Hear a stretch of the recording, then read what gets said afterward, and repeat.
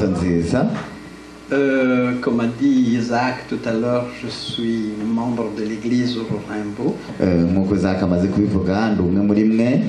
Mais les administrateurs de la fédération m'ont demandé de faire la présentation de notre nouveau pasteur. Icyakora ubuyobozi bwa federasiyo bwansabye yuko nza kubabwira pasteur mushyashya baboherereje. Et dans la lettre que j'ai reçue pour cette présentation, il est dit que il faut remercier le pasteur précédent pour le service qu'il a rendu à l'église. Ngo mu butumwa mwamwandikiye bamubwiraga ko agomba gushimira pasiteri wabanjirije uyu nguyu ku bw'akazi keza yakoze muri iri torero. Je ne vais pas faire ça parce que vous l'aviez déjà fait. Mais je voudrais tout de même, encore une fois, remercier l'Église pour le bon accueil qu'il a fait preuve à notre égard.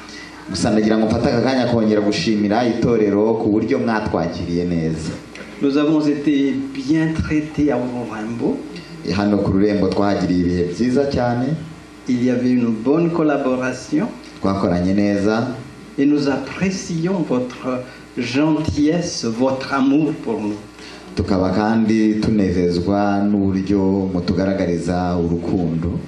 Et pourquoi je dis cela? C'est juste pour encourager le nouveau pasteur et sa famille, pour dire que vous êtes dans une bonne église.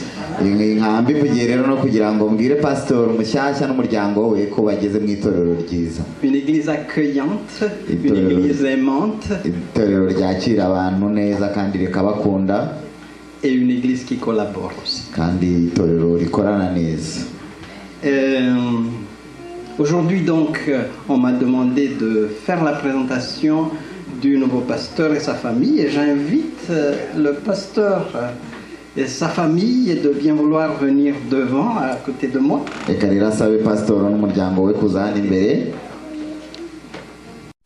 Aux trois anciens de l'église, il n'y en a que deux parce que l'autre est en voyage.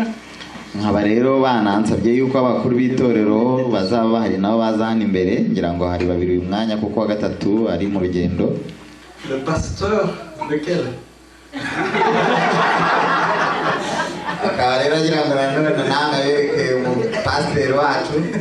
C'est celui qui est au milieu. Il est le pasteur Georges Lys. Il est un grand ami moi. Et vous êtes intéressé peut-être de savoir d'où vient-il, qui est-il, que fait-il, qu'a-t-il fait.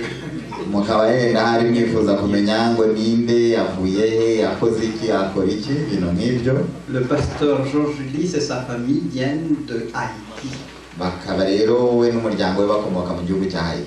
Pasteur Lys, et comme moi, il est né d'une famille de 6 enfants, 3 garçons et 3 filles, et il est le 5e.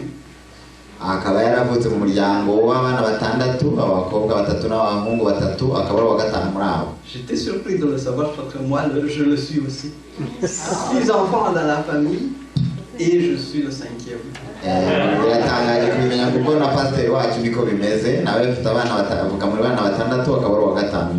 Je sais qu'il est aussi marié.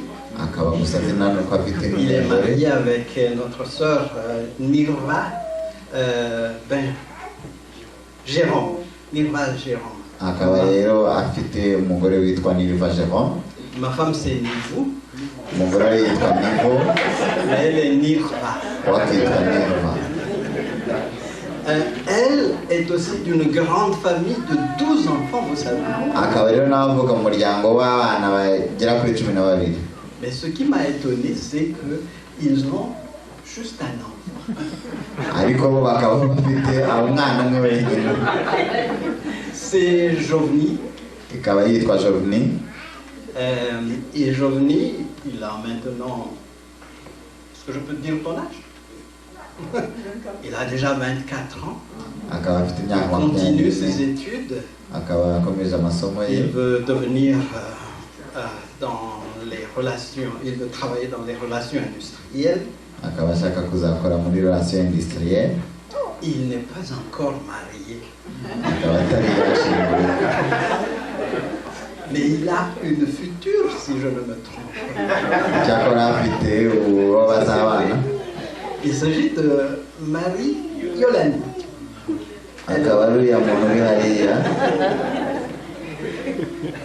Alors, voilà en gros ce que je peux vous dire au sujet de la famille. Tout à l'heure, nous allons passer la parole à Pasteur Georges Ulysse et il va dire encore davantage. Il a le temps de le dire tout au long de sa présentation de tout à l'heure. Ibyo rero nibyo nzi kuri pastor cyakora mu kanya naza kugira umwanya uhagije wo kubabwira ibirenzeho. Normalement, je dois donner la parole à Pasteur Georges Ulysse, mais je lui demande d'être un peu patient. On va d'abord demander à la chorale de bien vouloir présenter un chant spécial. Et puis, avant ce chant spécial, je voudrais demander à l'Église de bien vouloir se mettre debout, puis nous allons prier pour la famille du pasteur et pour notre Église. Reka pasteur abasabe twese duhaguruke rero dusenge hanyuma kurikiraho korali. Éternel, notre Dieu, notre Père Céleste, c'est avec le cœur reconnaissant que nous nous approchons de toi en ce moment où nous faisons la présentation du pasteur Georges Ulysse et sa famille à l'église Rourimbo. Tu es bon, Seigneur, et tu veux que notre église avance. Et tu nous envoies un nouveau pasteur. Et nous voulons, Seigneur, te demander de bénir pasteur Georges Ulysse et sa famille. Que tu les soutiennes dans leur ministère, que tu leur donnes une double mesure de ton esprit pour qu'ils accomplissent selon ta volonté la tâche pour laquelle tu les as envoyés dans cette église. Donne-leur une bonne santé, donne-leur de la bonne volonté aussi, de la persévérance dans leur travail et donne-leur aussi, Seigneur, du succès pour ta gloire. Et l'Église de Rourimbo a manifesté son approbation de les recevoir. Les anciens ont aussi accepté de les recevoir de tout cœur. Et nous voulons aussi demander à ce que tu bénisses cette Église, à ce que tu la fasses grandir, non seulement en nombre, mais aussi en maturité, en foi. Et lorsque tu vas revenir, Jésus, que nous soyons tous prêts à te rencontrer. Qu'il y ait une bonne collaboration entre le pasteur et l'Église, et que cette Église puisse faire des grandes choses pour ta gloire dans cette partie de Montréal, au sein de la communauté et aussi en particulier au sein de la communauté rwandaise et burundaise. Seigneur notre Dieu, tu vas bientôt revenir.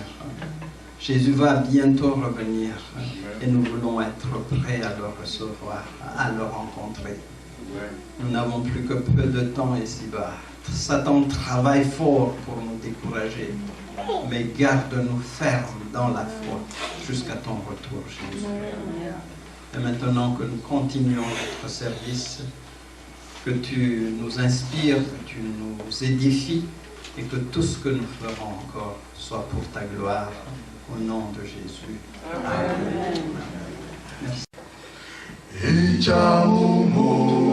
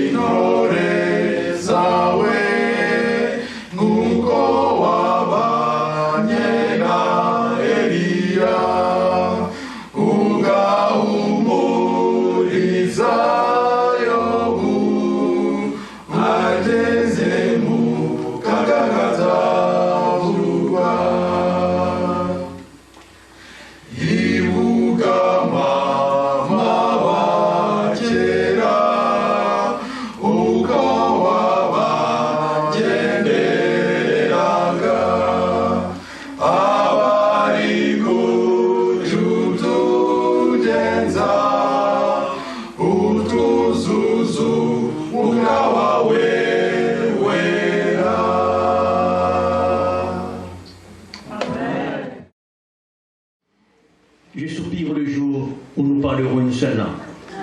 Je soupire le jour où nous n'aurons pas besoin d'un traducteur, il y aura une seule langue, ce sera la langue de l'amour. yifuza umunsi tuzaba twese tuvuga ururimi rumwe, umunsi tuzaba tudakeneye abadusemurira ko tuzaba tuvuga ururimi rw'urukundo. Et Jésus sera parmi nous. Kandi icyo gihe Yesu Kristo azaba ari kumwe natwe, nous n'aurons pas besoin de traduction. ntabwo tuzakenera abadusemurira. Je ne sais pas pourquoi il y a une certaine connivence avec moi personnellement, avec pasteur Razakaria. Il vient de toucher certains points que j'ai jamais réalisés auparavant. ntabwo azi impamvu we na pastor Razakaria bafite byinshi bahuriyeho, kuko hari ibintu amaze kuvuga mu kanya batari yarigeze agira umwanya wo gutekerezaho mbere. Ma femme s'appelle Nirva, la sienne s'appelle Nivo. umugore we yitwa Nirva, uwa pastor Razakaria akitwa Nivo. Je suis né dans une famille de 6, le 5e, il est né dans une famille de 6, le 5e. bombi bavutse mu miryango irimo abana batandatu kandi bavuka ari aba gatanu.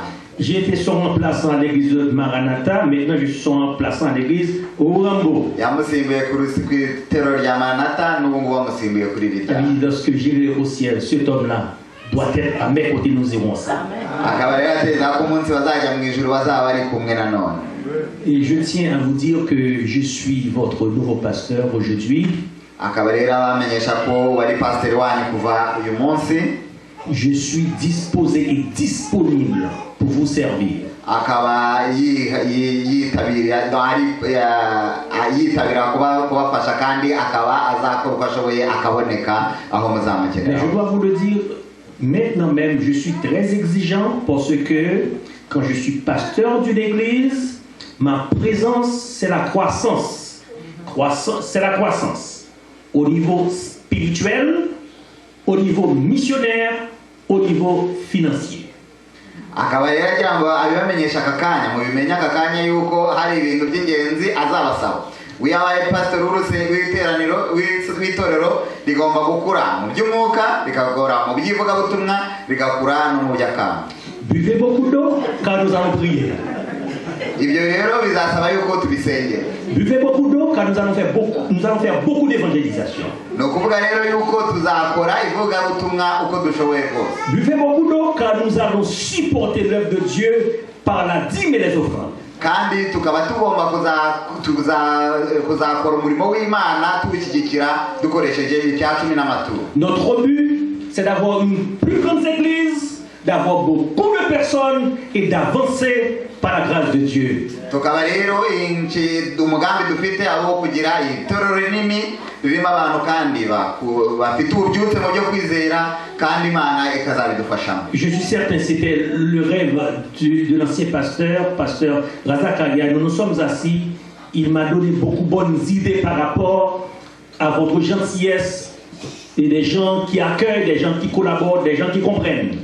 nkaba rero nzi ko ari nawo mugambi pasitoro wabanje yari afite, ndetse bagize umwanya wo kwicarana babiganiraho, amubwira uburyo muri itorero ry'abantu beza bakira abantu kandi bafite imikorere myiza. Frères et sœurs, basé sur mes expériences personnelles, une église qui unit de concert avec le pasteur, avec les anciens, les ténors, les chefs de département, une église qui écoute, qui se met avec son pasteur pour avancer, qui a une vision, une mission dans l'unité. Dieu est avant, il est en arrière, il est à gauche, il est à droite, il est en haut, il est en bas. C'est une église réussie. kandi agendeye ku bunararibonye afite mu uko itorero rikorana na pasiteri waryo, abakuru b'itorero bakabafatanya n'abizera bose bafatanije na pasiteri, bagakora bafite umugambi umwe kandi bakawushyigikira uko bashoboye. Imana iba iri mu ruhande rwabo, imbere, iburyo, ibumoso, inyuma, hose ikabashyigikira kandi bakabigeraho. Je ne pense pas que je suis un visiteur parce qu'aucun pasteur n'est jamais visiteur d'une église adventiste. ntabwo ntekereza yuko aha ngaha ndi umushyitsi, kuko ntabwo umupasiteri mu itorero ryacu aba umushyitsi na rimwe. Parce qu'il y a des gens, leur visage me paraît très familier. kuko hano hari abantu ari kubona asanzwe azi. Il y a un frère d'ici que j'ai déjà rencontré lorsque j'ai été à Saint-Léonard. hakaba hari umwe mu bizera ari kubona hano yahuye nawe igihe yari pasiteri Serona. J'ai vu la présence de Paul Moussapi Fili, le responsable des finances, le responsable de la trésorerie au niveau de l'Union. akaba rero yanabonye Paul Musafiri uyobora ibyerekeranye n'imari muri niyo y'Abadventiste muri Canada. Il était accompagné de ses enfants. Il se pourrait bien c'est son enfant qui est à sa droite, non? Mais il est accompagné de son fils. Ah bon, il est tout seul, hein? Akaba yari ari hano wenyine. Alors, j'ai avec moi aujourd'hui non seulement ma famille, Nora et mon fils. Nous avons Yolène qui est avec nous, vous aviez entendu parler d'elle.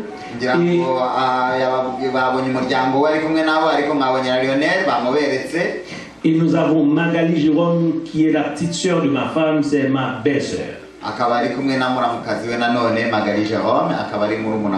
Elle a un chant spécial à vous donner avant que je puisse dire quoi que ce soit concernant le serment. Je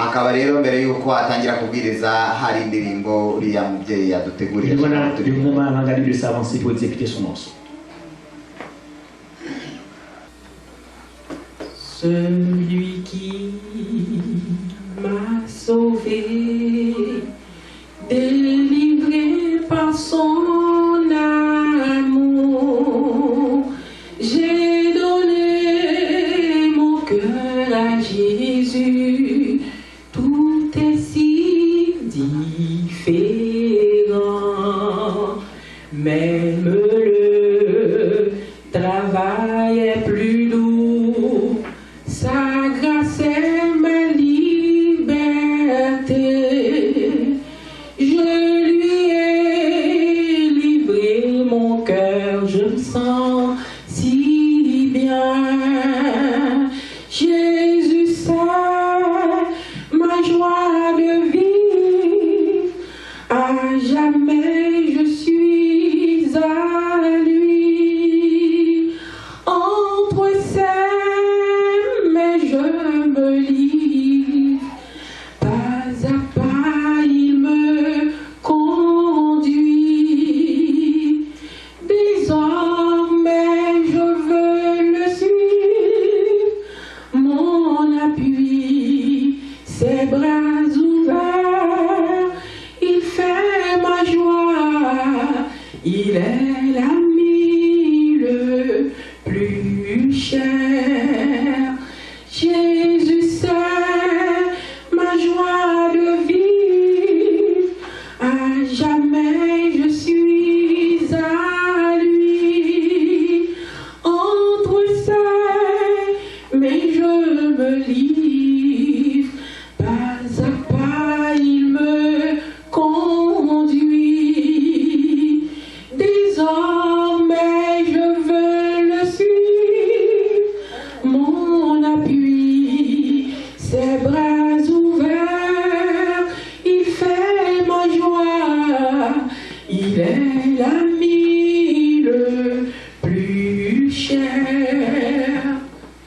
Celui en qui je suis sauvé, en lui je me suis confié.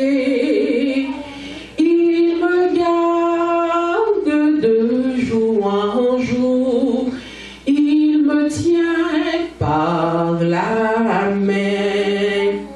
Rendons gloire pour ses bienfaits, gloire à son nom à jamais. Et je vivrai de son amour, je me sens si bien.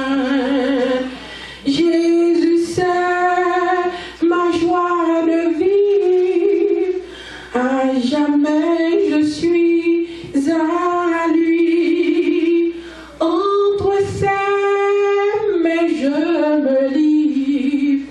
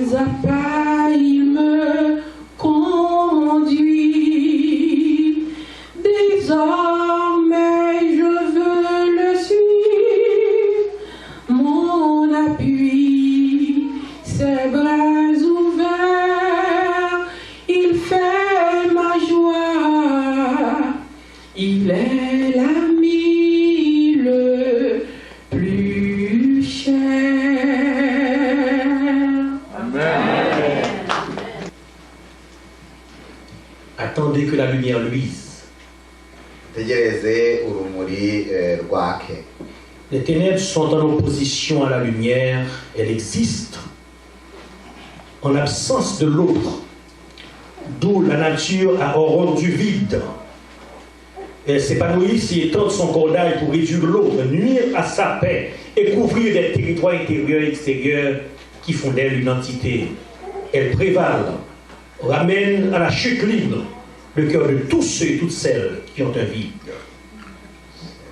suis pas très sûr d'avoir tout compris.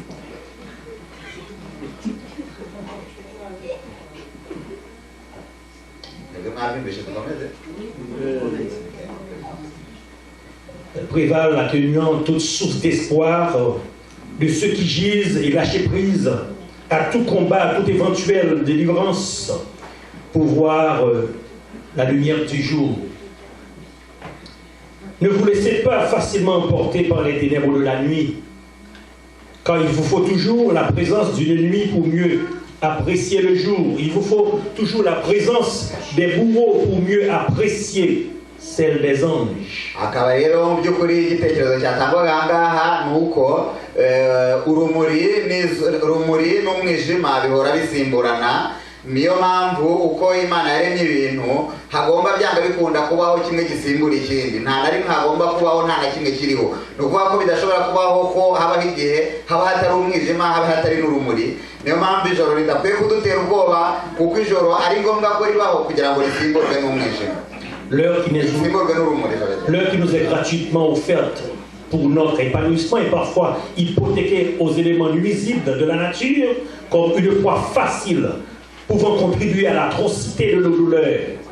On crie et pleure à contre-temps. Notre instinct de survie est à fleur de peau. Chaque seconde devient une éternité. Mais n'oublions pas que bientôt, l'aurore poindra à l'horizon. Il faut attendre que la lumière luise.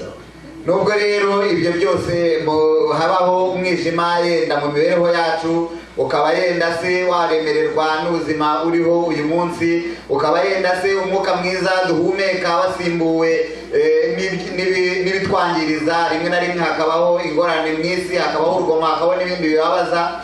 Ntidukwiye gucika intege kubera yuko byanga bikunda urumuri ruzabaho. Reka dutegereze urumuri ruze rwake. Attendez que la lumière luise. Aujourd'hui, nous allons naviguer sur un site qui va faire l'objet de notre méditation. C'est Actes chapitre 12, les versets 1 jusqu'au verset 10. Bityo rero tugendeye kuri iyo nteruro tugiye kwigira hamwe amagambo dusanga mu byakozwe n'umwa igice cya 12 kuko ku murongo wa mbere kugera kwa 12. Actes 10, les versets 1er jusqu'au verset 12. Acte 12, je m'excuse, verset 1er. Vers le même temps, le roi Hérode se mit à mépriser quelques membres de l'Église. Et il fit mourir par l'épée Jacques, frère de Jean. Voyant que cela était agréable aux Juifs, il fit encore arrêter Pierre, c'était pendant les jours des pains sans levain. Après l'avoir saisi et jeté en prison, il le mit sous la garde de 4 escouades de 4 soldats chacune, avec l'intention de le faire comparaître devant le peuple après la Pâque. Pierre donc était gardé dans la prison et l'Église ne cessait d'adresser pour lui des prières à l'Éternel. La nuit qui précéda le jour où Hérode allait le faire comparaître, Pierre, lié de 2 chaînes, dormait entre 2 soldats. Et les sentinelles devant la porte gardaient la prison. Et voici un ange du Seigneur survint et une lumière brilla dans la prison. L'ange réveilla Pierre en le frappant au côté et en disant: lève-toi promptement. Les chaînes tombèrent de ses mains. Et l'ange lui dit: mets ta ceinture et tes sandales. Et il fit ainsi. L'ange lui dit encore: enveloppe-toi de ton manteau et suis-moi. Pierre sortit et le suivit, ne sachant pas que ce qui se faisait par l'ange fut réel. Et s'imaginant avoir une vision lorsqu'ils eurent passé la première porte, la première garde, puis la seconde, ils arrivèrent à la porte de fer qui mène à la ville et qui s'ouvrit d'elle-même devant eux. Ils sortirent et s'avancèrent dans une rue. Aussitôt l'ange quitta Pierre. Nuko muri icyo gihe umwami Herode afatiraho mu itorero bamwe kubagirira nabi, yicisha Yakobo inkota mwene se wa Yohani. Abonye ko anejeje abayuda ariyongeza afata na Petero. Icyo gihe hari mu minsi y'imitsima idasembuka. Amaze kumufata amushyira mu nzu y'imbohe, amuha abasirikare 16 kumurinda, 4 kuri 4, agira ngo azamushyire abantu Pasika ishize. Nuko Petero arindirwa mu nzu y'imbohe, ariko ab'itorero bagira umwete wo kumusabira ku Mana. Herode araye ari mu musohore, iryo joro Petero yari asinziye hagati y'abasirikari babiri, aboheshejwe iminyururu 2, abarinzi nabo bari ku rugi barinda inzu y'imbohe. Nuko marayika w'umwami Imana ahagararaho, umucyo waka mu nzu. Marayika akoma Petero ku mbavu, aramukangura ati, byuka n'ingoga. Iminyururu iva ku maboko iragwa. Marayika aramubwira ati, kenyera ukwete inkweto zawe. Abigenza atyo, arongera aramubwira ati, wifubike umwitorero wawe unkurikire. Arasohoka aramukurikira, ariko ntiyamenya ko ibyo marayika akoze ari iby'ukuri, ahubwo agira ngo abirose mu nzozi. Banyuze ku barinzi ba mbere no ku ba kabiri, bagera ku irembo rikingishijwe urugi rw'icyuma rijya mu murwa, rurabikingurira ubwarwo, barasohoka banyura inzira imwe, uwo mwanya marayika amusigaho. Notre Père, notre Dieu, nous te disons merci de ce que tu as été si bon envers nous. Nous te rendons gloire et honneur. Tu as été un Dieu merveilleux qui nous a soutenus, tu nous as protégés. Encore aujourd'hui, tu veux nous parler à travers ce sermon, tu veux nous parler à travers cette expérience qu'a vécu ces hommes, Jacques et Pierre. Nous te supplions d'ouvrir notre entendement, d'ouvrir notre compréhension, de nous parler à travers cet homme dont tu as choisi. Permets que cet homme soit ton instrument et que le peuple soit bien nourri. Assiste-nous, nous comptons sur toi. Lave-nous de toute souillure, comble cet espace par le Shekinah de ta présence. Nous comptons sur toi, fais-nous du bien. En Jésus, pour ta gloire. Amen. Le verset de base de ce sermon est le verset 7. Le texte a dit, un ange du Seigneur survint et une lumière brilla dans la prison. Umurongo turi bwibandeho muri iki cyigisho n'umurongo wa 7 uvuga ngo nuko marayika w'umwami Imana ahagararaho umucyo waka mu nzu. Frères et sœurs, en tant qu'humain, la mort de Jacques me questionne, me frustre et m'interpelle. L'église fut en prière et Dieu est là. Il a suivi le déroulement de tous les scénarios et pourtant il n'intervient pas. Pourquoi s'est-il tué? Qu'est-ce qui s'est passé? Est-ce que Dieu a pris dans un contretemps ou bien est-ce que son vouloir? C'est son vouloir. Mais lorsque j'ai pris du temps, j'ai réalisé, frères et sœurs, à travers mes expériences, une chose est certaine. Dieu fait tout ce qu'il veut à travers une logique calculée qui transcende la faculté humaine, laquelle stimule notre intelligence. Iyo urebye uburyo uyu muntu yabaye hariya mu nzu y'imbohe igihe yamazemo, wakwibaza ngo mbese kubera iki Imana itari yaramukuyemo. Rimwe na rimwe ibyo natwe bitubaho mu buzima, ukavuga ngo mbese ibi ngibi kuki bitari kurangira aka kanya. Umuntu akaba yibaza ngo mbese Imana irasinziye. Ariko iyo umuntu arebye mu bintu tugenda tunyuraho mu buzima, usobanukirwa yuko Imana ikora ibintu byayo kuri gahunda.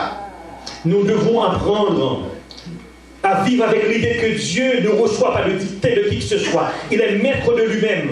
Et nous sommes ses sujets. Il fait de nous ce qu'il veut pour notre bien. Au point de vue théologique, mesdames, mesdemoiselles, messieurs, frères et sœurs, le bien en soi est relatif, car ce que nous apercevons pour bien peut être différent dans la perspective divine. Bien sûr, la mort de Jacques fit pleurer ses proches et toute la communauté chrétienne. Et pourtant, Dieu fit semblant de la prouver par son mutisme, puisque la mission de Jacques devait prendre fin selon son dessein. Bityo rero mu by'ukuri ibyo duhura nabyo mu buzima bwacu tugomba kubifata nk'aho turi abantu bemere yuko turi ibikoresho by'Imana. Imana ikabidukoresha ibyiza ku nyungu zacu. Ni ukuvuga ngo iyo urebye kwanga Yakobo yarinze apfa Imana ntagikoze, wavuga ngo kubera iki Imana itagombaga kugira kumurokora. Byababaje abantu, ariko mu mugambi w'Imana byari bifite icyo bimaze. Si on veut placer ce texte dans son contexte, nous réalisons que ce fut la période de la grande persécution sous la gouvernance du roi Hérode Agrippa, un fils du roi Hérode le Grand. Beaucoup de chrétiens furent mutilés à cause de leurs appartenances religieuses, à cause de cette mouvance du christianisme qui devait une menace pour le judaïsme. D'où cette secte devait être éradiquée. C'est dans ce contexte que Jacques et Pierre furent capturés. Iyo tubirebye mu buryo bw'amateka tubona ko ari igihe cyabayeho abakristo batotezwaga cyane ku ngoma y'umwami Herode Agrippa, igihe ubuyuda bwari buhangayikishijwe n'iterambere ry'ubukristo, bakaba baratekerezaga yuko ubukristo buzakuraho ubuyuda, nuko bikaba byaratumye bakora uko bashoboye kose kugira ngo bagirire urugomo abakristo baca intege abantu. Nous réalisons également la prière de l'Église eût été au service de ses deux disciples. Mais le mourut et l'autre a survécu. L'histoire nous rapporte que Pierre fut arrêté et emprisonné. L'endroit de son incarcération, frères et sœurs, est difficile à décrire, mais tout laisse présager que sa position ou détention fut critique. C'était vraisemblablement une cellule. Il fut placé au milieu de 4 escouades de 4 soldats. Cela signifierait que chaque escouade contenait 4 soldats qui donnent un total de 16 soldats en service pour le surveiller.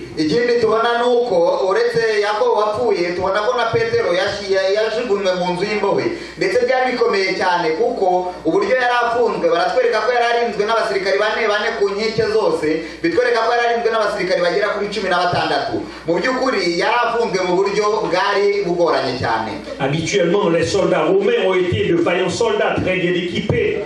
Ils reflétèrent l'image d'une grande puissance. Ils possédèrent des armures de pointe et reçurent une formation hors pair. On n'en voit que des costauds, des géants et des hommes impitoyables de cette grande armée. Frères et sœurs, en méditant, je me suis mis à me questionner pourquoi tous ces hommes auraient été utilisés pour maîtriser juste un homme qui n'avait pas l'air brigand et non plus violent. Qu'est-ce qu'ils avaient craint pour utiliser tout un bataillon dans le but de surveiller un homme qui n'avait pas nul doute aucune apparence de violence, ni dans le passé ni dans sa situation actuelle. Iyo utekereje rero kuri ku ngabo z'Abaroma, uburyo zari ingabo zari zizwiho kuba ari ingabo zizi kurwana, zari ingabo zihagazeho rwose, bakoreshaga abasore b'ibigango mu ngabo kandi barafite intwaro zikomeye ndetse bafite ibyuma byikingira, ariko ukabona yuko bafasha abasirikari bagera kuri 16 kugira ngo barinde umuntu umwe utaragaragara ko ari munini, umuntu utaragaragara ko yenda ari umunyarugomo, umuntu yakwibaza ngo kuki byabaye ngombwa yuko bamurindisha abasirikari 16 bose. Bien sûr, leurs attitudes ont été des attitudes calculées. Probablement, ils entendirent ouvrir les miracles que Christ et ses disciples avaient opérés dans le passé. Probablement, ils eurent été, ou certains de leurs amis, victimes de flagrantes défaites de la manifestation de la puissance du Dieu des apôtres, voulant maîtriser la force de frappe du Dieu des apôtres, voulant protéger leur réputation, écarter une défaite criante qui aurait réduit leur influence au sein de la population, voulant faire peur au reste de croyants dissimulés dans toute la ville afin d'étouffer leur flamme et leurs ailes missionnaires. Il aurait fallu utiliser 16 soldats pour la surveillance. Byashoboka rero yuko bari barasobanukiwe cyangwa se bari baragiye bumva ibitangaza Imana yagiye ikora hirya no hino, ndetse bakaba baratekerezaga yuko byashoboka ko Imana yakora igitangaza naho ngaho ikaba yatuma batakaza uburyo bayoboraga abantu babereka ko ari ibitangaza, nuko bahitamo kumurindisha abasirikari benshi ahari batekereza yuko byatuma babasha kugabanya n'imbaraga z'Imana zabasha gukora ibitangaza aho ngaho ngo zihamusohore. Vous pouvez lire comme moi Pierre fut lié de 2 chaînes, symbolisant privation de tout droit légaux, physique, psychologique, spirituel, de tout être humain. C'est déshumaniser quelqu'un en le rendant esclave. Il s'est lié de 2 chaînes. Pourquoi? Fut-il un culturiste et que l'on avait peur de ses muscles? Je doute fort, frères et sœurs, puisqu'il fut le cas, qu'il en est le cas, probablement les muscles qu'il aurait pu posséder dans ses bras, pectoraux deltoïdes, venant de ses heures passées en mer à pagailler, en luttant contre les flots qui lui vinrent en sens inverse.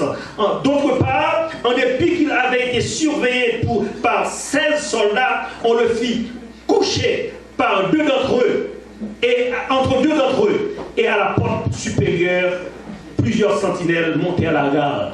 Ikindi baratwereka yuko mu by'ukuri nubwo yararinzwe n'abo basirikari 16 ntabwo bumvishe bihagije ngo bumve bihagije kuba noneho nta kintu nta buryo ashobora kubacika, ahubwo banamuhambirije iminyururu 2. Kumuhambiriza iminyururu 2 byagaragaza rwose yuko bashaka kumubuza kuba yakwinyagambura uko ashoboye kose, ndetse uko twabisomye tubona ko banamuryamishije hagati y'abasirikari 2, ndetse hanze ngo hari n'abandi basirikare bari bari kwizamu bamucunze. À travers toutes ces situations, frères et sœurs, c'est l'attitude de Pierre qui m'impressionne. Lorsque j'ai pris du temps à regarder l'attitude de cet homme, toutes ces pressions psychologiques, mentales du gouvernement romain n'atteignent pas l'apôtre pour le décourager. Au contraire, ces attitudes démontraient qu'il dormit éperdument. Le texte a dit qu'il dormit éperdument. Nyamara nubwo byari bimeze gutyo, nubwo bigaragara rwose yuko Paulo yari mu bihe bitari byoroshye, nubwo abaromani bari bakomiza uko bashoboye kose bakamutera ubwoba, nubwo yari afite stress ndetse nubwo yagombye kuba yarahangayitse, Bibiliya itwereka yuko Paulo Petero ngo yisinziriye nk'akana. Comment oserais-je dormir lorsque je viens d'apprendre que mon fils est accidenté et il est en coma? Comment oserais-je dormir éperdument lorsque je viens de recevoir un message que ma femme est incarcérée? Comment oserais-je dormir éperdument et que je viens de recevoir un message que ma maison a passé au feu? Comment oserais-je dormir éperdument lorsque le médecin m'apprenne que mon fils est diagnostiqué de VIH? Comment oserais-je dormir paisiblement tout de suite après avoir acheté une maison? Je perds mon emploi et que les factures soient légion à en faire face. Ese ninde muri twebwe abasha gusinzira agasinzira gaheza rwose aramutse azi yuko umugore we arwaye yenda bikomeye? Ninde waryama agasinzira yumvishe ko umwana we yakoze impanuka? Ninde waryama agasinzira ndetse agaheza aramutse yumvishe yuko nyuma yuko amaze kugura inzu afite amafatire agomba kwishyura akazi ke gahise gahagarara uwo munsi? Ninde waryama agasinzira kumva atuje hari ibyo bibazo byose hanze? Frères et sœurs, humainement parlant, à ce moment-là, si je dors éperdument et ignore tout ceci, j'aurais été considéré par beaucoup d'entre vous comme un insouciant, un avorton, un négligent, un irresponsable. Et pourtant, l'apôtre Pierre dormit calmement au sein des épreuves et d'adversité. Haramutse hagize umuntu wumva ko hari umuntu ufite ibibazo nk'ibyo byose twavuze haruguru ariko akarenga akaniryamira agasinzira gaheza, ntekereza ko abandi twese twamubona nk'umuntu utagira icyo yitaho. Nyamara Paulo Petero we nubwo ibyo bibazo byari bingana bityo yararyamye araheza arasinzira. Au verset 7, nous voyons dans la version du second, l'auteur a dit un ange du Seigneur survint. Tandis que dans la version de Jérusalem, le traduit par l'ange du Seigneur survint et le cachot fut inondé de lumière. Lorsque j'ai vérifié le second également, je vois après un ange, il y a l'ange qui est apparu. Et un ange qui est apparu. Et 2 versions qui se contredisent apparemment, mais l'étymologie grecque clarifie la situation en utilisant ce terme kai idou angelos. Il n'y a pas d'article défini O qui aurait dû être O angelos. Par contre, un ange survint et une lumière brilla dans la prison est la meilleure traduction.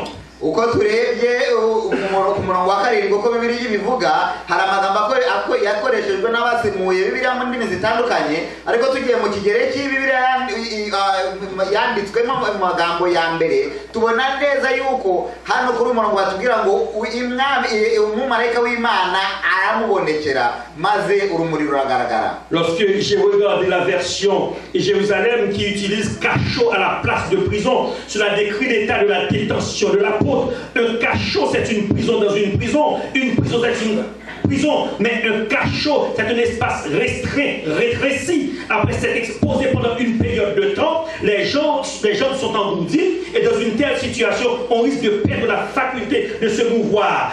Voilà la situation de l'apôtre Pierre. uko muri Bibiliya bakoresheje ijambo kasho aho gukoresha prison bishaka kuvuga yuko nko muzi kasho haba akantu gatoya cyane ndetse gashobora kuba kari no muri prison isanzwe nini no kuvuga ngo nta hantu umuntu amara igihe asa naho ari gato cyane ku buryo umuntu ashobora no kurangiza agize n'ibinya n'iki nguko uko Petero yarafunzwe. Ce temps dont il est question, frères et sœurs, fut un délégué pour une mission spéciale qui fut celle de délivrer un serviteur dont sa mission n'eût pas encore été achevée. Une lumière s'ensuivit dès que cet ange rentra dans ce cachot. Maze Imana rero yohereza umumarayika wayo muri misiyo yo kujya kubohora umwana wayo wari mu kaga kandi igihe umumarayika arakimaze kwinjira urumuri ruragaragara. En hébreu le mot lumière se traduit par or qui est en opposition aux ténèbres. Genèse 1er verset 3. La servante du Seigneur déclare dans le livre de Jésus-Christ page 44 l'étoile qui lit et conduisit les mages vers Jésus dès sa naissance ne fut pas vraiment une étoile mais c'était la gloire des anges qui devait annoncer la naissance du Messie. Urumuri ijambo ryakoreshejwe nk'urumuri hano muri Bibiliya y'Igiheburayo bagaragaza ko hagaragaraga izahabu bishaka kuvuga urumuri ndetse bikaba bishaka kuvuga ikinyuranyo cy'umwijima kuko nk'uko tubibona ndetse no mu gihe cyo kuvuga kwa Yesu no kubaho kwe byagiye bikoreshwa muri icyo gishushanyo cy'izahabu nk'urumuri rwagaragazaga ikinyuranyo cy'umwijima. Lorsque vous lisez le verset 7, vous allez voir qu'on parle d'un ange et plus tard on parle de l'ange. Vous avez dit beaucoup de choses. N'oubliez pas que l'auteur n'a pas dit l'ange auparavant, dont l'accent serait mis sur l'apostrophe, mais dans d'autres passages tels que Nombre 22 verset 4, l'auteur déclare l'ange de l'Éternel. Donc d'où il y a nuance entre l'ange et un ange. Nyamara hano nk'uko Bibiliya zimwe zigaragaza ngo umwami umumarayika yinjira muri iyo gereza ni ukuvuga ngo bivuze umumarayika ni umumarayika uwo ari we wese ni ukuvuga ngo ni umumarayika runaka waje ariko nanone baza kuvuga ngo marayika w'Imana ni ukuvuga ngo ahangaha bisa n'aho ari marayika runaka uzwi neza. Dans ce verset il y a deux actions qui se font. Le mot ange signifie messager envoyé. Parfois, suivant certaines circonstances, Dieu n'envoie pas un ange pour vous délivrer. Parfois, dépendamment de certaines situations, l'ange de l'Éternel vint. Parce que lorsqu'on parle dans l'Ancien Testament de l'ange de l'Éternel, c'est Jésus-Christ qui veut vous délivrer.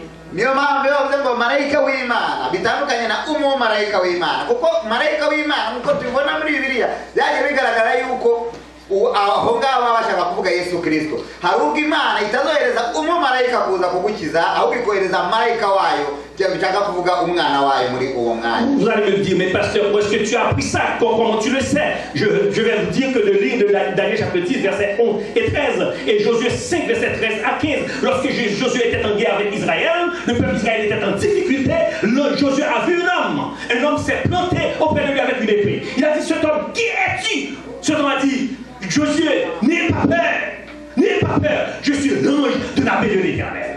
Mushobora rero kwibaza ngo none se pastor ibyo tandukaniro warikuye he ibyo wabikuye he ariko haba muri Daniel ndetse no muri Yosuwa tubona yuko Imana yagiye yigaragaza ndetse tubona ko Yosuwa yabajije igihe ubwoko bw'Israeli bwari mu bibazo ngo akabona umugabo ugaragaye akabaza ngo none wowe urinde bakamubwira ngo ntugire ubwoba ndi marayika w'Imana bishaka ko ari Imana ubwayo yari yihagarariye mu ishusho y'umwana wa Yesu Kristo. Dans ce même passage verset 7 vous allez voir que le passage parle d'un ange et puis là, il parle de l'ange et l'apostrophe. Il se peut que cet ange n'eusse pas été descendu tout seul, mais accompagné de milliards d'anges qui font briller leur lumière parce qu'il vient de la source qui est Dieu lui-même.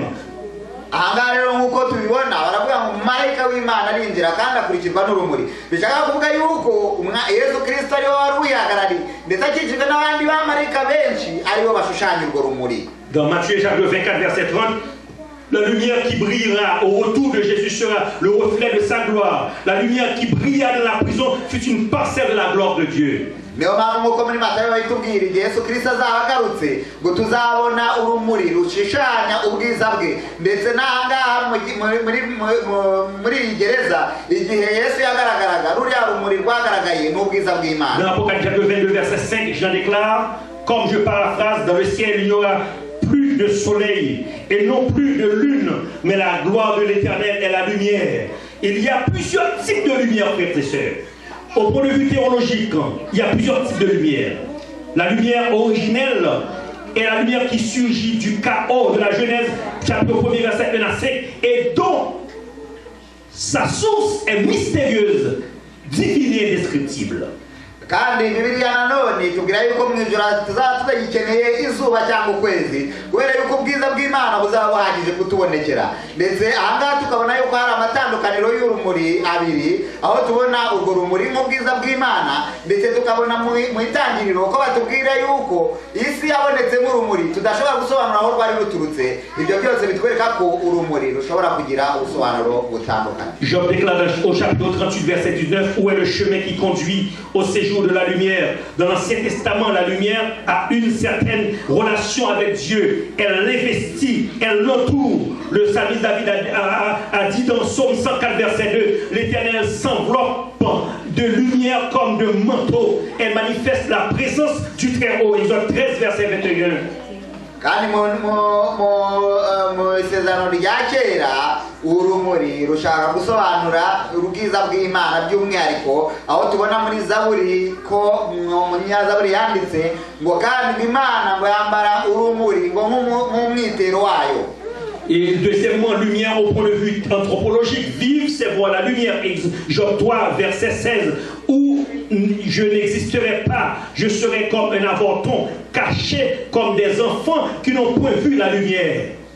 kandi muri Yobu tubona nanone urumuri nk'aho nk'iyo bavuga nyine umuntu ngo kuvuka avoir le jour, avuga ngo igihe Yobu yavuga ngo naramuka apfuye azaba ameze nk'umwana utarigeze kubaho. Troisièmement, la lumière est signe de protection, Michée chapitre 7 verset 8. Quatrièmement, le soleil et la lune sont la lumière de la nature, créée par l'Éternel au 4e jour, d'après Genèse 1er, versets 14 à 16. Quand Dieu dit que la lumière soit, c'est une partie de lui qui s'est matérialisée, car le soleil est une parcelle de son essence, car il déclare qu'il est un feu dévorant, et Moïse le remarquera derrière le buisson Adam en forme de feu. kandi nk'uko tubona nanone mu irema urumuri rugaragara mu gihe Imana yaremaga bivuga ngo habe urumuri, ndetse tuzi ko Imana yashyizeho izuba n'ukwezi ndetse n'inyenyeri kugira ngo bibashe kutumurikira, ariko ibyo byose ntabwo ari ukumurika gusa nk'izo nyenyeri, ahubwo bigaragaza ubwiza bw'Imana, nk'uko Moïse igihe yabonaga Imana ngo yabonye urumuri mu ishusho y'umuriro kubera yuko ubwiza bw'Imana bwari bumubonekeye. Frères et sœurs, attendez que la lumière luise afin de dissiper l'épaisse nuage qui vous empêche de voir. La lumière qu'il vous faut n'est pas cognitive.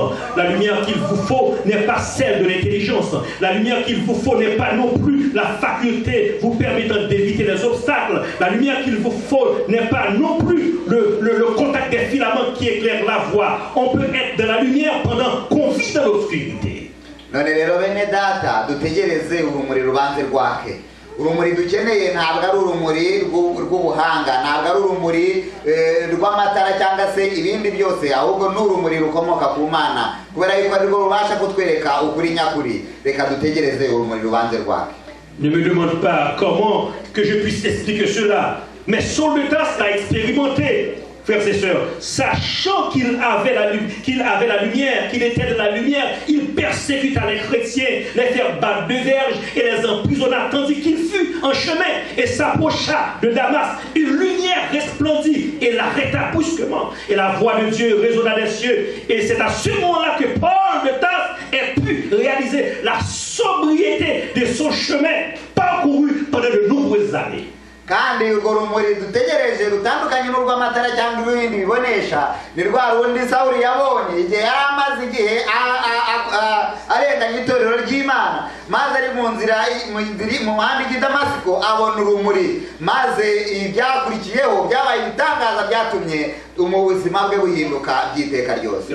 Il aurait fallu que cette lumière luise pour que cessât ses œuvres ténébreuses. Il aurait fallu que cette lumière luise pour que les chaînes de pierre cédèrent, les portes du cachot s'ouvrirent et finalement libérées. La lumière de l'Esprit fut jaillie d'abord à l'intérieur de Pierre avant de projeter ses rayons parce que Dieu s'était accroupi à ses côtés dans ce cachot obscur. Paulo rero yari akeneye urumuri kugira ngo inzira ave mu nzira zembi kandi Petero yari akeneye urumuri kugira ngo asohoke muri iriya prison yari iyakahebwe. Frères et sœurs, les ténèbres qui vous enveloppent si facilement auront bientôt disparu. Mais attendez que la lumière luise. Si je sais le nombre de chaînes, de soldats, de portes, de sentinelles qui devaient être utilisées pour maîtriser l'apôtre Pierre, mais pour vous, je ne sais pas la taille de vos chaînes qui vous empêchent de bouger. Je ne sais pas le nombre de bataillons de mauvais anges qui sont délégués à votre trousse. Je ne sais pas, à l'instar de Pierre, le nombre de bourreaux qui sont mobilisés à votre travail pour vous fouler au pressoir. None rero bene data dutegereze yuko urumuri ruboneka. Ntabwo nzi umwijima ubakikije ukungana. Petero yarakikijwe n'umwijima uremereye cyane. Yarakikijwe n'abasirikari umubare munini bari bamurinze. Yaraziritswe n'iminyururu myinshi ndetse ikomeye cyane. Ntabwo nzi yenda hari abamarayika babi bagukikije bakubuza kwinyagambura. Ntabwo nzi imigozi kuziritse ukwingana ariko dutegereze ko urumuri ruboneka gusa. Imana je ne sais pas, différemment de Pierre, les cauchemars qui vous empêchent de dormir pendant que vos mains et pieds sont liés par les soucis de la vie, pendant que les serrures de la porte soient bien verrouillées. Il semble que tout espoir de délivrance soit nul. Il n'y a plus rien à faire. Vous êtes entourés par les quatre murs. Les bourreaux sont autour de vous. Je n'ai qu'à vous dire aujourd'hui, restez calme, car les jours des bourreaux sont comptés. Ils ne seront là que pour peu de temps. Ntabwo rero nzi uburyo murara mudasinziye kubera ingorane zitandukanye murara mutekerezaho. Ntabwo nzi imigozi ibazirika musinziye ntimubashe kunyeganyega. Ntabwo nzi ibibazo mwamufite uko byaba bingana ariko ntabwo byaruta ibyo Petero yari afite igihe yari ari mu kumba k'inkutenye akikijwe n'abasirikare umubare utagira ingano bose baharanira kugira ngo adasohoka aho ngaho. Nyamara bene data ndababwira yuko ukubohora kw'Imana kuri hafi ibyo dukeneye gusa ni ugutegereza urumuri rwayo kaka. Les géants du quartier, du travail qui vous maîtrisent et triomphent ne seront pas pour longtemps. Les costauds du foyer, que ce soit des enfants ou qui je ne sais pas quoi, qui miment votre existence et veulent faire de vous qu'une bouchée, ne seront pas là pour longtemps. Les gens qui sont à l'église, utilisés par les mauvais esprits, pour vous empêcher de vous épanouir en Christ, ne seront pas là pour longtemps. Bene data ibibazo mwamufite mu miryango yanyu ingorane mwamufite ku kazi kanyu ndetse na bene data twaduhura yenda mu rusengero ariko bakadukingiriza bagatuma tutagera kugukura mu by'umwuka gukenewe ibyo ntabwo bikiri ibyo kuramba. Mais il faut attendre. Attendez que la lumière luise. Nyamara turategereje dukwiye gutegereza. Frères et sœurs, vous qui m'écoutez aujourd'hui, quand cette lumière aura luire, quand cette lumière aura bientôt luire, vous ne sentirez plus la chaleur de la flamme. Vous aurez toujours des rayons de lumière qui illumineront votre visage. Au lieu de visage morose, pâle, il y aura de la joie de l'adversité. Vous aurez un chant au lieu des pleurs, des genoux au lieu des paroles dures pour vous défendre. Et par contre, vous aurez Christ à votre côté au lieu de consulter un avocat. Nuko rero nata igihe urumuri ruzaba rugaragaye mu mibereho yanyu ntabwo ruzaza rumeze nk'umuriro rubatwika ahubwo ruzaza rumeze nk'agashyuhe kabashyushya ndetse kagatuma mugaragara munezerewe ndetse ibyo muzakora byose bizaba ari byo gushima Imana kuko Yesu Kristo azaba ari mu ruhande rwanyu ntizamugikeneye umuburanyi wundi uretse Yesu Kristo wenyine. Je suis là pour vous dire, le texte est clair. Tous ceux qui veulent vivre pieusement en Jésus-Christ seront persécutés. Jésus a dit, vous aurez des tribulations dans le monde, mais prenez courage, j'ai vaincu le monde. Ndababwiza ukuri yuko nk'uko Yesu Kristo yabivuze abazashaka kumukurikira bose abazashaka kugendera mu nzira ze zo bose ntabwo bazabura gutotezwa. Le message du christianisme, frères et sœurs, n'est pas, c'est une mode de vie. C'est au-delà des 28 doctrines fondamentales de l'Église. Le christianisme, c'est une mode de vie. Le christianisme, c'est un lien avec Jésus-Christ. Le christianisme, c'est quelque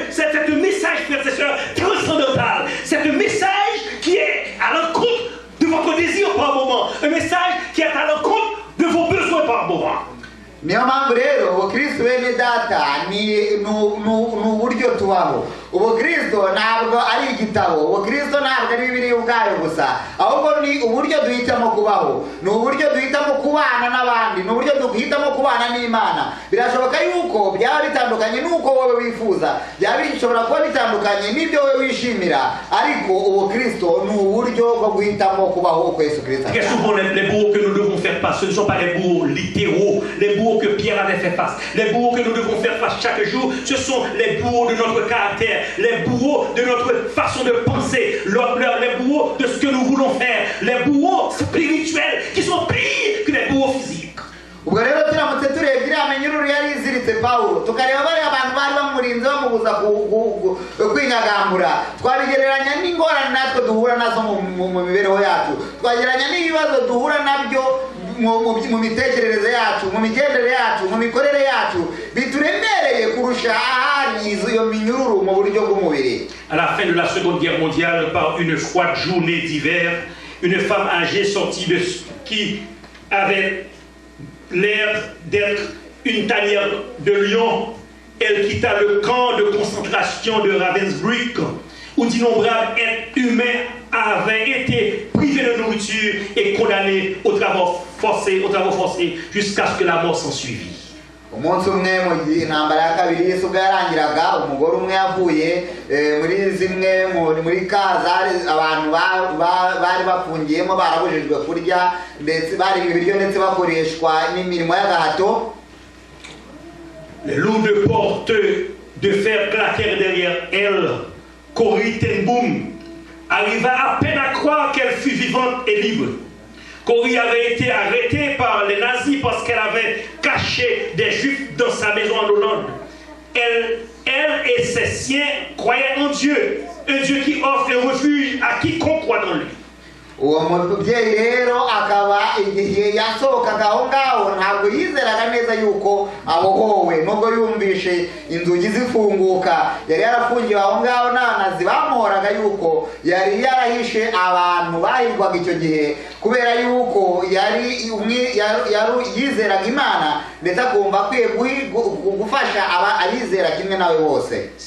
L'histoire rapporte que cette tranquille quinquagénaire n'aurait jamais pu croire de survivre aux horreurs d'un camp de concentration nazi. Pourtant, Dieu l'avait protégée tout au long de cette épreuve. Corrie avait vu de nombreuses femmes brutalisées à Ravensbrück. Beaucoup avaient laissé leur vie, y compris Betsy, sa sœur. Pourtant, un grand nombre de ces femmes fut mort en prononçant le nom de Jésus. Grâce au témoignage de ces deux femmes, ces femmes écrivaient: Corrie était digne de nos souffrances. Bityo rero nubwo yabashije gusohoka aho ngaho ntabwo yizeraga yuko yagombaga kuharokokera, kuko yabonye benshi mu bandi bategarugori bari bafungiye bakorewe urugomo rukabije cyane ndetse benshi barishwe, ariko abo bose barinze bapfa bagihamya Yesu Kristo. Ibyo bikaba byarabaye ubuhamya bukomeye kuri we. En raison de ce qui s'avérait d'une erreur administrative, Corrie fut relâchée. Une semaine plus tard, toutes les femmes de son âge moururent dans les chambres à gaz de Ravensbrück. Corrie avait appris une chose inestimable dans cette tanière de lions féroces. Elle s'empressa de répandre le témoignage partout dans le monde. L'amour de Dieu est plus profond que les endroits les plus sombres, les plus profonds de la terre. Nubwo rero yaje kurekurwa aho ngaho kubera igisa n'ikosa mu buryo bwa administrative, we yashije gusohoka aho ngaho, ariko nyuma y'uko yasohokeye abandi bose bari basigayemo batikiriyemo, nuko bitewe n'ibyo yari yaraboneye ahitamo gutanga ubuhamya bwe ngo bukwire isi yose, kugira ngo agaragaze ko urukundo rw'Imana rubasha kuruta iminyururu cyangwa se kuba imbohe ahantu haba ari habi mu buryo bushoboka bwose. L'amour de Dieu pénètre jusque dans les camps de concentration et les entre des lions. Dieu est là partout où sont ses enfants. Le Dieu qui envoya son ange fermer la gueule des lions est encore toujours digne de confiance. nubwo rero wanyura mu bikomeye bite aho ngaho muri izo nkambi bafungiragamo abantu ndetse bakabayica bakabagirira nabi naho Imana ubwayo yari ihari. Niyo mpamvu ibyo wanyuramo byose Imana iri kumwe nawe kuko nta namwe itabasha kugera. Les lions rugissent aujourd'hui à vos dépens. Les chaînes sont-elles toujours à vos pieds en ce moment? Êtes-vous rongés par la terre, par la rouille, par la colère et la rancune? Les lourdes portes de fer vous privent-elles de liberté et déterminent à vous réduire à néant? Vous entendez les lions qui rugissent et soif de sang, mais Dieu ferme encore aujourd'hui la gueule des lions. Il ouvre encore les portes des prisons. Il libère encore chaque jour les captifs et fait briller toujours sa lumière à tous ceux qui attendent patiemment la lumière du jour.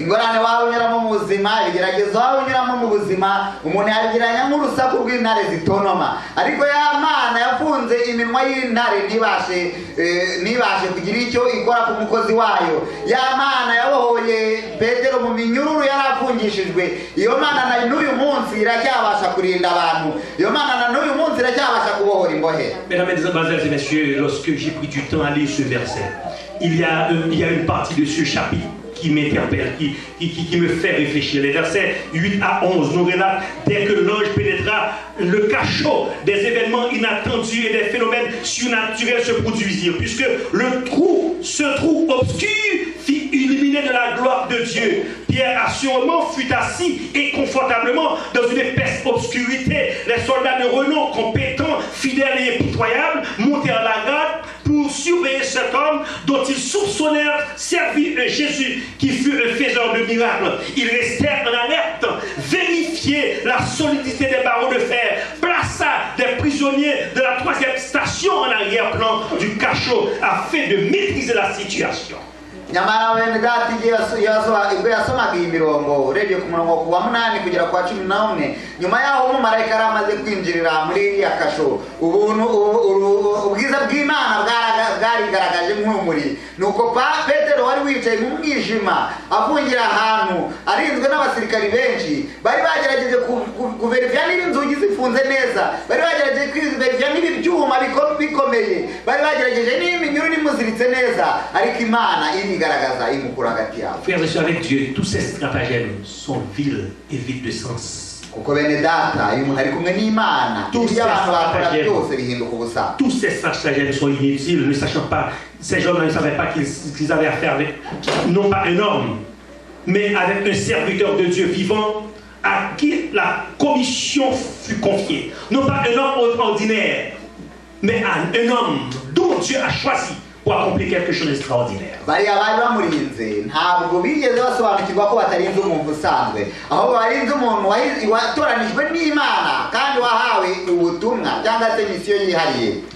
L'ange de l'Éternel traversa la première porte sans qu'elle soit aperçue. Il franchit la deuxième et rendit un air assoupissant aux soldats en fonction. Et dès qu'il arriva auprès de Pierre, au milieu de ces 16 soldats somnolents, les chaînes tombèrent, les chaînes cédèrent. Et il lui dit, lève-toi et mets tes chaussures. Baratwereka rero yuko igihe marayika yinjiraga yanyuze kuri za nzugi uko zari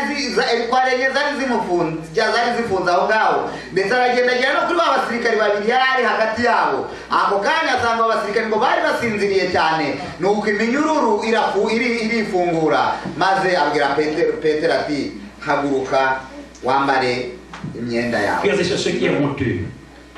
Lorsque Pierre fut sorti du cachot, en dépit qu'il fut délivré, il pensa être en vision. Frères et sœurs, quelle honte et quelle déception pour les anges de Dieu qui se mobilisèrent pour sauver cet homme qui fit preuve d'une manque de foi flagrante. Il nous arrive parfois de demander à Dieu de nous sortir de pétrin, et quand la réponse nous est promptement accordée, nous faisons preuve de gratitude, nous faisons semblant d'ignorer que c'est Dieu qui agit en cette circonstance, et tandis que nous avions prié. Nuko rero ikibabaje ahangaha nuko igihe Petero yari amaze kubohorwa, Imana yari ikoze ibitangaza, nyamara Petero yari agifite gushidikanya ngo yatekereje ko ari mu nzozi. Ese natwe mu buzima bwacu ntabwo Imana yabidukorera ibitangaza ariko tukarangiza tugaragaje kutizera aho dushidikanya ku by'Imana yadukoreye? Frères et sœurs, vous qui m'écoutez, je vais terminer. Et j'ai essayé de réaliser, c'est pas la foi de Pierre et non plus la prière douteuse de l'Église qui ont prévalu, mais c'est la compassion et la grâce de Dieu à travers cette lumière. Dans quel type de tension vous vous en êtes trouvé aujourd'hui? Quel type de ténèbres qui vous recouvre aujourd'hui? Si vous marchez en tâtonnant, l'épaissité des ténèbres vous empêche de voir. Personne ne se soucie de vos peines. Ne soyez pas découragés. Continuez à faire confiance à Dieu. Lorsque les hommes vous maltraitent, lorsque les hommes disent de mal contre vous, lorsque vous tournez à gauche, il n'y a pas d'ouverture. Lorsque vous tournez à droite, il n'y a pas d'ouverture. Lorsque vous regardez en avant, il n'y a pas d'ouverture. Lorsque vous regardez en arrière, il n'y a pas d'ouverture. Restez attachés à votre Dieu. Attendez que la lumière luise. Nuko rero bene data, igihe ingorane zizaba nyinshi mu buzima bwawe, igihe imbere yawe ibintu bizaba bitagishoboka, igihe mu mpande zose abantu bazaba batakigushyigikiye, nk'uko hano tubibona, ntabwo Petero yafukuwe hariya nuko abitorero basengaga, ntabwo yakuwe hariya nuko yari afite kwizera kuko twabonye ko yashidikanyaga, ahubwo yakuwe hariya n'ubuntu bw'Imana ariko bwigaragarije imbere ye bikagaragara nk'urumuri. Nuko rero bene data, natwe dutegereze urumuri. Si vous vous sentez coincé par les quatre murs, les bourreaux sont tout autour. N'ayez pas un visage morose. Ne lancez pas un visage à ceux qui ne connaissent pas ce grand Dieu dont vous servez. Vous devez marcher avec une tête de ressuscité. Ne vous laissez pas emporter par n'importe quoi. Dieu de l'Éternel sont sur ce dont le cœur est tout entier à lui. Ce Dieu dont nous servons, frères et sœurs, il peut casser les chaînes. Ce Dieu dont nous servons, frères et sœurs, aujourd'hui, il peut ouvrir des portes, mon frère. Ce Dieu dont nous servons n'a jamais été façonné par des hommes. Il est le grand Dieu de l'univers. Restez sur vos genoux. Vous allez voir la délivrance que Dieu vous accordera.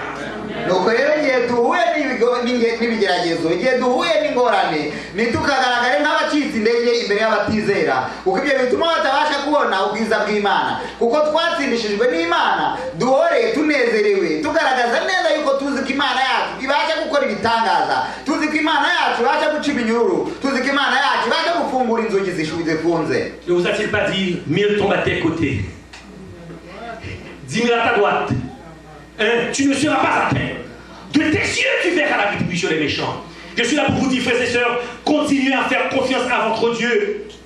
Car quand la lumière luira, les murs céderont, les bourreaux disparaîtront, les chaînes ne seront plus. Quand cette lumière luira, ceux qui rient de vous aujourd'hui comprendront alors, il n'y a aucune puissance infernale qui peut brimer la liberté de ceux qui servent Dieu avec force et puissance.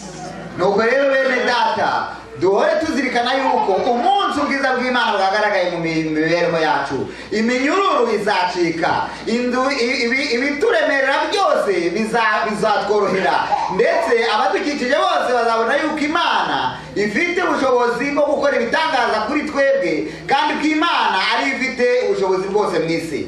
Que le Seigneur vous renforce aujourd'hui, Imana ibaha imbaraga qui vous permet de continuer à croire. kugira ngo dukomeze kwizera. Vous devez savoir que vous servez un Dieu puissant. Mukamenya yuko mukorera Imana y'inyambaraga. Le texte a dit, les yeux de l'Éternel sont sur ceux dont le cœur tout entier à lui.